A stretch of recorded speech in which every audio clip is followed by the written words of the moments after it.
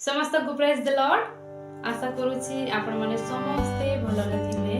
जदि आपण माने निराश रे अछंती ताहेले आदिर वाक्य आपण मानक निमते जहा कि लेखा हेची जिसाय 41 तार 10 पदरे तुम्हे भय कर नाही कारण आम्भे तुम संगरे अछि, निराश हो नाही कारण आम्भे तुमर परमेश्वर, आम्भे तुमको सबल करबा, आम्भे तुमको साहाय्य करबा, आम्भे अपना धर्म स्वरूप दक्षिण हस्तरे तुमको धरि रखिबा।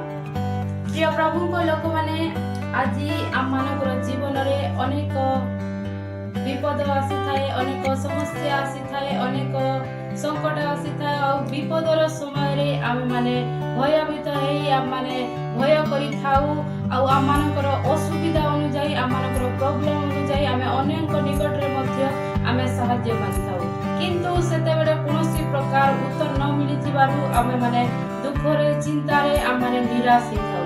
किंतु प्रिय प्रभु को लोक माने एते बेले आम निराश हेबा नाही, कारण आम से प्रभु को ठारे आम भरोसा रखिबा। कारण से सत्य परमेश्वर कहू अछंती आम संगरे से अछंती, आउ से आमको सुस्थ सबल रखिबे, आमको से साहाय्य करिवे, आउ तांकर पवित्र हस्तरे आम मानकर जीवन को आग को बढ़ाई नेबे। एणु करी आमे कोनोसी विषय पई निराश हेबा नाही। प्रभु ए पवित्र वाक्य द्वारा आम समस्त को आशीर्वाद करंतु। आमीन।